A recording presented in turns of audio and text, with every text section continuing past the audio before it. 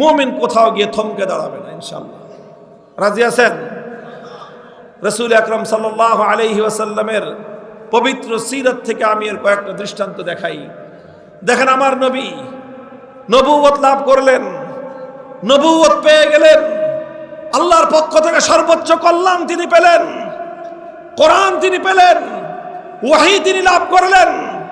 ওয়াহী, কোরআন, ইসলাম তিনি পেয়ে মনে করেন নাই যে বাস আমার তো সব কিছু পাওয়া শেষ, আর কিছু করার নাই, এমন মনে করেছেন?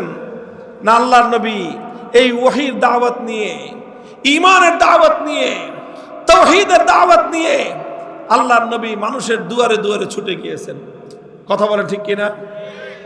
তিনি ক্ষান্ত হন নাই, ক্লান্তিহীন ভাবে পথ চলেছেন, মক্কার মানুষের কাছে কাছে গিয়েছেন। পবিত্র মক্কায় এমন কোন মানুষ খুঁজে পাওয়া কঠিন হবে যেই মানুষের কাছে আল্লাহর নবী একবার, দুইবার, শতবার, হাজারবার ঈমানের দাওয়াত নিয়ে না গিয়েছেন। প্রত্যেকটা মানুষকে আল্লাহর নবী ঈমানের দাওয়াত দিয়েছেন। দিতে দিতে দিতে দিতে 13টা বছর তিনি মক্কার মধ্যে কাটালেন। কিছু মানুষ ঈমান গ্রহণ করলো, আর অধিকাংশ মানুষই তারা ঈমানকে প্রত্যাখ্যান করলো। এমন অবস্থা হলো মনে হয় খাতামাল্লাহু আলা কুলুবিহিম, যেন আল্লাহ পাক তাদের অন্তরের মধ্যে মোহর মেরে দিয়েছেন, তারা মনে হয় আর ঈমান কবুল করবে না। এমন একটা অবস্থায় নবীজি ক্লান্ত হয়ে বসে পড়েন নাই, ক্ষান্তি দেন নাই যে অনেক তো বলেছি আর কত বলবো, অনেক তো করেছি আর কত করব, যারা ঈমান কবুল করার করেছে আর কেউ করবে না, কাজে আমার আর দায়িত্ব শেষ। নবীজি এরম মনে করেছেন না। আল্লাহর নবী চিন্তা করেছেন কি, ঠিক আছে, মক্কার লোক ঈমান কবুল করে নাই, আমি অন্য এলাকায় গিয়ে দেখি তিনি তায়েফে গিয়েছেন, 1 মাস পর্যন্ত রাত দিন তায়েফবাসীর কাছে কাছে গিয়ে দ্বীনের দাওয়াত দিয়েছেন। 1 মাসে তায়েফে একটা লোক কালেমা পড়ে নাই, বরং উপরন্তু তায়েফের মাঠে আল্লাহর নবীর উপর তারা এমন বর্বর অত্যাচার পরিচালনা করেছে, পাথরের বৃষ্টিতে আল্লাহর নবীর মাথা থেকে পা পর্যন্ত সর্বাঙ্গ শরীর জর্জরিত করে দিয়েছে, ক্ষতবিক্ষত করে দিয়েছে। নবীজি তায়েফ থেকে এসে ক্ষান্ত হয়ে বসে পড়েছেন? না, বসে পড়েন নাই। রক্ত ঝরিয়েছেন, আহত হয়েছেন, ক্ষতবিক্ষত হয়েছেন, তবু আল্লাহর নবী চলার পথ থমকে দাঁড়ায় নাই। তিনি চিন্তা করেছেন, মক্কায় হয় নাই, তায়েফে হয় নাই, নতুন কোন জনপদ দেখি। চলে আসলো হজের মৌসুম, মদিনা থেকে 6 জন মানুষ আসলো, নবীজির সঙ্গে সাক্ষাৎ। আল্লাহর নবী দেখলেন এরা নতুন জনপদ, নতুন শহরের লোক, নতুন দেশের লোক, এদের কাছে ঈমানের দাওয়াত দিয়ে দেখি এরা কবুল করে কিনা। নবীজি মদিনার 6 জনের কাছে ঈমান পেশ করলেন, সঙ্গে সঙ্গে তারা কালেমা পড়ে মুসলমান হয়ে গেলেন। আল্লাহর নবী দেখলেন নতুন সম্ভাবনার দুয়ার খুলে গিয়েছে। নবীজি এবার সেদিকে মেহনত করা শুরু করলেন। পরের বছর আসলেন, 12 জন কালেমা পড়ে মুসলমান হয়ে গেল। এর পরের বছর আসলেন, 70 জন কালেমা পড়ে মুসলমান হলো। তারা নবীজিকে অফার করলো যে, ইয়া রাসূলুল্লাহ, মদিনার মাটি আপনার এই দ্বীনের জন্য, আপনার এই আদর্শের জন্য উপযুক্ত। মক্কার মানুষ আপনাকে সমর্থন করে নাই, মক্কার মানুষ আপনাকে এই মহান আদর্শ বাস্তবায়নের জন্য অনুকূল পরিবেশ দেয় নাই। আপনি আসুন আমাদের মদিনায়, আমরা আপনাকে সঙ্গ দিব। আপনার এই মিশন, আপনার এই আদর্শ, আপনার এই দ্বীন বাস্তবায়নের জন্য আমরা আপনার সঙ্গে কাঁধে কাঁধ মিলিয়ে লড়াই করব, যুদ্ধ করব। নবীজি এটা চিন্তা করেন নাই যে কি দরকার আবার নিজের দেশ ছেড়ে যাওয়ার, কি দরকার ভিটে মাটি ছেড়ে যাওয়ার, কি দরকার পূর্বপুরুষদের জায়গা জমি ছেড়ে যাওয়ার। এটা মনে করেছেন? আল্লাহর নবী দেখলেন যে না, আমার তো বসে থাকার সময় নাই, আমাকে তো সামনে অগ্রসর হতে হবে। আল্লাহর এই দ্বীন শুধু মক্কায় সীমাবদ্ধ থাকলে চলবে না, এই দ্বীন সারা দুনিয়াতে কায়েম করতে হবে।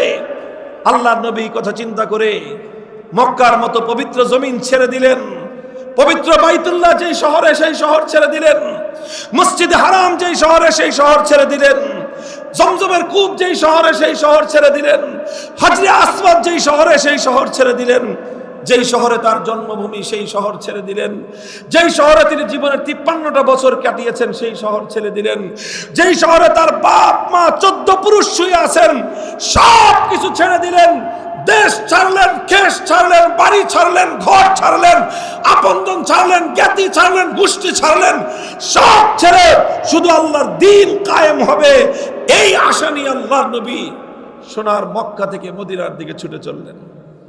হে আমার মুসলমান ভাইরা, আল্লাহর নবীর উম্মতেরা, মনে রেখো এটা আমার নবীর জীবনের সুমহান আদর্শ।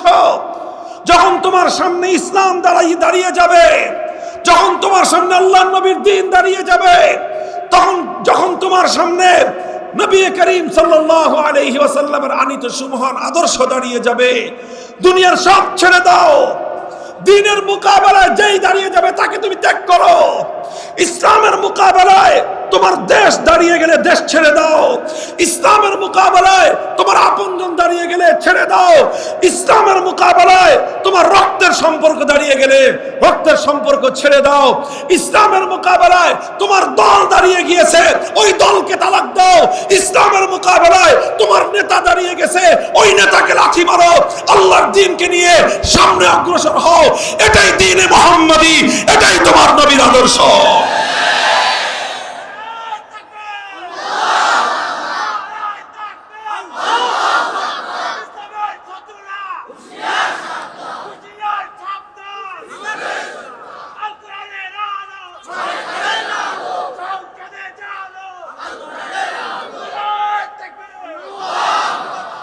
নবীজি মদিনায় গেলেন। মদিনায় গিয়ে একটা নতুন পরিবেশ পেলেন। সেখানে তিন জাতি, একদল মানুষ একত্ববাদী মুসলমান ইমানদার, আর একদল মানুষ তারা মূর্তি পূজারী পৌত্তলিক, আর একদল মানুষ তারা ইহুদি। তিন জাতির বসবাস। নবীজি তিন জাতিকে নিয়ে একটা শান্তি চুক্তি করলেন যে আমরা তিন জাতি একসাথে থাকব, কেউ কারো সঙ্গে শত্রুতা রাখবো না, কেউ কারো বিরুদ্ধে ষড়যন্ত্র করব না, কেউ কারো বিরুদ্ধে বাহিরের শত্রুকে সাহায্য করব না। এরকম একটা শান্তি চুক্তি করলেন, সহ অবস্থানের চুক্তি করলেন, যেটাকে ইতিহাসের পাতায় মদিনা সনদ বলা হয়, মদিনা চার্টার। সেই সনদের ভিত্তিতে মদিনাতে থাকতে আরম্ভ করলেন। নবীজির জন্য এক নতুন পরিবেশ। এখানে সেই মক্কার মতো ভয় নাই। মক্কার মাটিতে আল্লাহর নবী নিজে যখন নামাজ পড়তেন, কখনো আবু জাহাল পেছন দিক থেকে এসে গলায় গামছা পেঁচিয়ে নবীজিকে শ্বাসরুদ্ধ করে হত্যার ষড়যন্ত্র করত। নবীজি সেজদায় লুটিয়ে পড়লে উটের ভুঁড়ি এনে নবীজির মাথার উপর ফেলে দিত। এই আচরণ করতো আল্লাহর নবীর সঙ্গে। আর নবীর সাহাবীদের সঙ্গে কি আচরণ করতো আমরা ইতিহাস পড়ে জেনেছি। হযরত বেলাল রাদিয়াল্লাহু আনহু উত্তপ্ত মরুভূমির উপর চিৎ করে শোয়ে বুকের উপর পাথর চাপা দিয়ে রাখতো। হযরত খাব্বাব রাদিয়াল্লাহু তাআলা আনহু জ্বলন্ত আগুনের উপর তাকে শোয়ে রাখা হতো। সেই আগুনের কয়লায় শরীর পুড়ে, চামড়া পুড়ে, গোশত পুড়ে, গলে গলে চর্বি এবং রক্তক্ষরণ হয়ে সে আগুন নিভে যেত।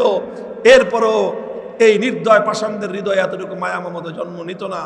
হযরত আম্মার রাদিয়াল্লাহু আনহু ইসলাম গ্রহণ করবার অপরাধে ওনার দুই পা দুই উটের সঙ্গে বেঁধে দিছে। এরপরে দুইটা উট দুই দিকে হাঁকায় দিল। দুই উট যখন দুই দিকে চলে গেছে, মধ্যখান দিয়ে দ্বিখণ্ডিত হয়ে একেবারে মাথা থেকে পা পর্যন্ত দ্বিখণ্ডিত হয়ে তিনি অন দ্য স্পট শাহাদাত বরণ করেন। ওনার স্ত্রী হযরত সুমাইয়া রাদিয়াল্লাহু আনহা ইসলাম গ্রহণ করার অপরাধে ওনার তলপেট দিয়ে বিষাক্ত বল্লম নিক্ষেপ করে আবু জাহল ওনাকে শহীদ করে দিয়েছেন। বাপ মারা গেল, মা শহীদ হলো। তাদের সন্তান হযরত ইয়াসির রাদিয়াল্লাহু আনহুকে নিয়ে, হযরত আম্মার রাদিয়াল্লাহু আনহুকে নিয়ে ওনার বাবা ইয়াসির শহীদ হলেন। ওনার ছেলে আম্মারকে নিয়ে কূপের মধ্যে মাথা নিচের দিকে দিয়ে ঠ্যাং উপরের দিকে রশি দিয়ে বেঁধে ঝুলায় রাখলো। এই ধরনের জুলুমগুলো মক্কার মাটিতে একে একে বাস্তবায়িত হয়েছে।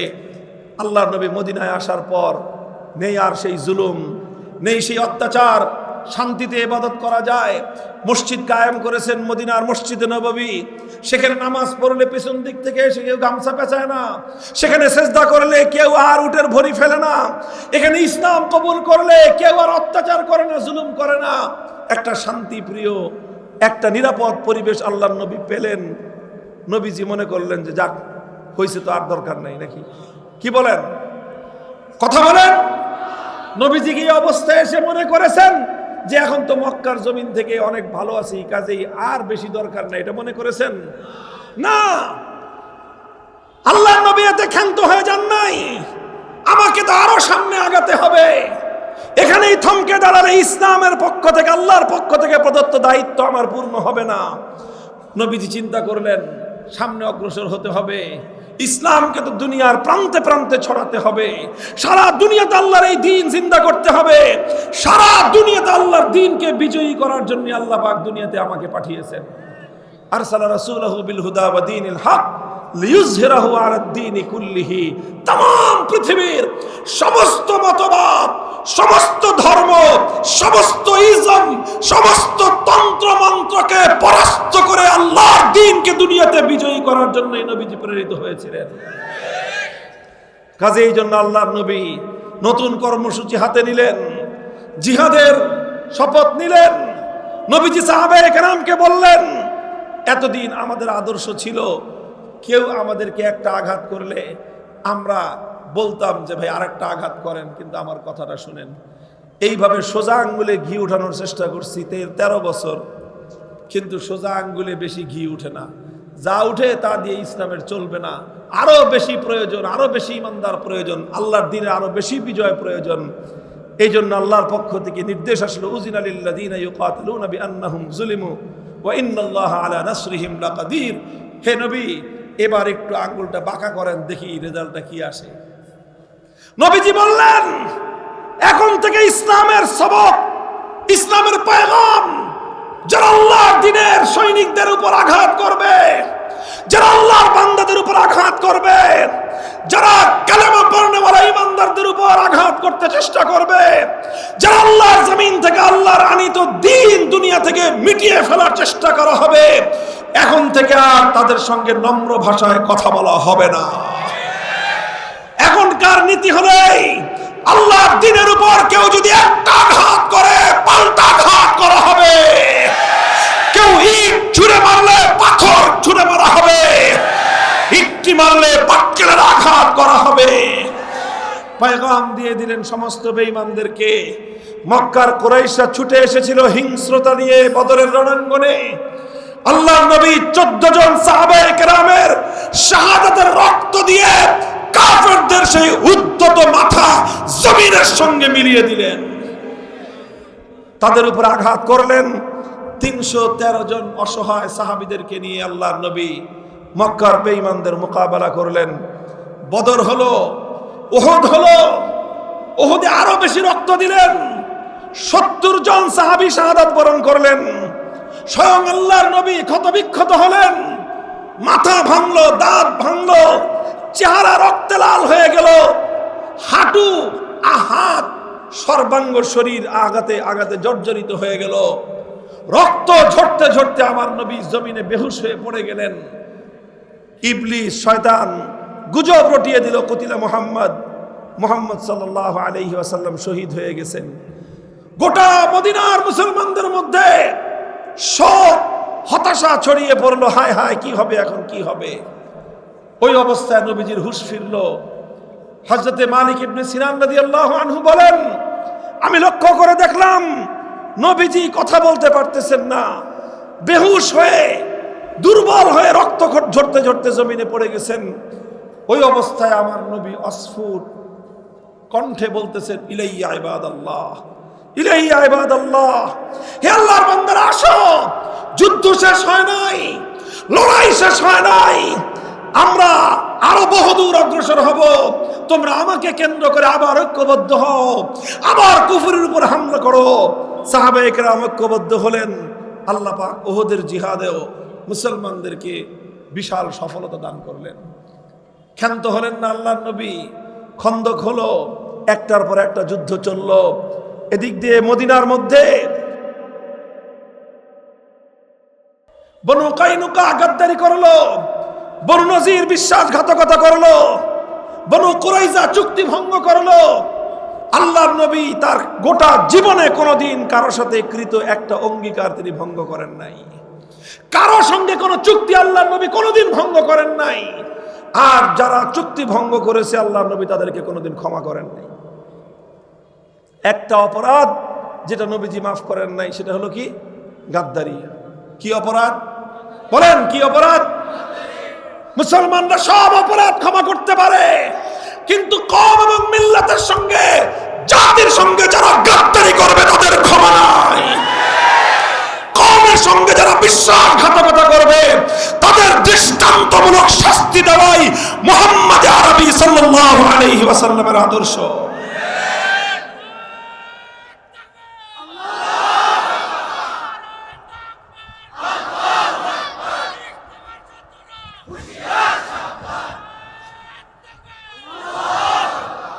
মনে রাখবেন, আমরা কিছু কিছু জায়গায় অত্যন্ত কঠোর ভাষা প্রয়োগ করি।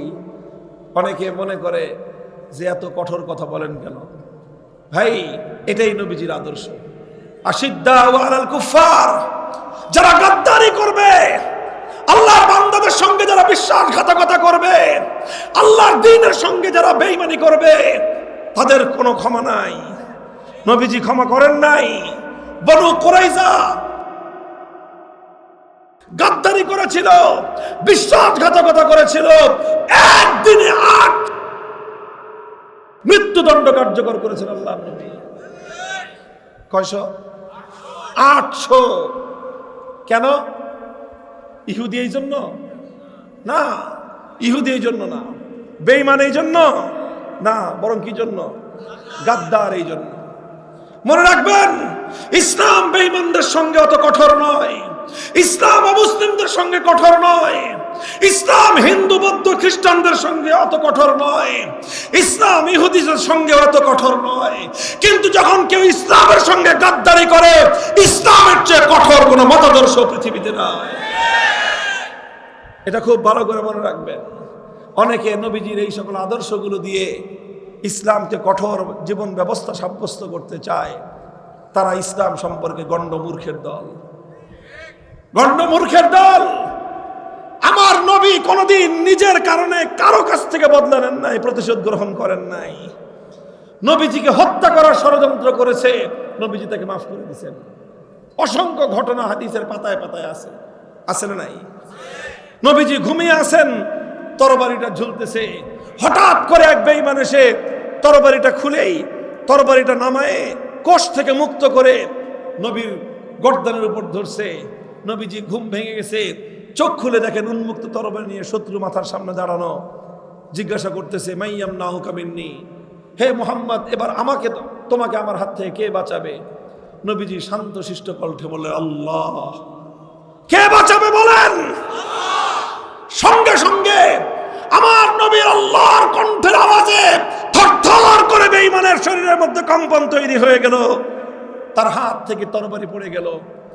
নবীজি তরবারি হাতে ধরে নিয়ে বললেন, এবার তুমি বলো, মাইয়াম নাউকা মিন্নি, তোমাকে কে বাঁচাবে? পায়ে জড়ায় ধরছে, হুজুর মাফ করে দেন।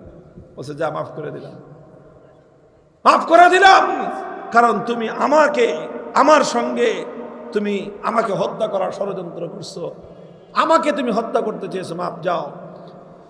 কিন্তু আল্লাহর দ্বীনের সঙ্গে যারা গাদ্দারি করেছে, ইসলামের সঙ্গে যারা বিশ্বাসঘাতকতা করেছে, চুক্তি করে চুক্তি ভঙ্গ করেছে, ইসলামের দুর্দিনে পেছন দিক থেকে ছুরি মারার চেষ্টা করেছে, নবীজি তাদের সঙ্গে অত্যন্ত কঠোর এবং অত্যন্ত দৃষ্টান্তমূলক শাস্তির আচরণ করেছে।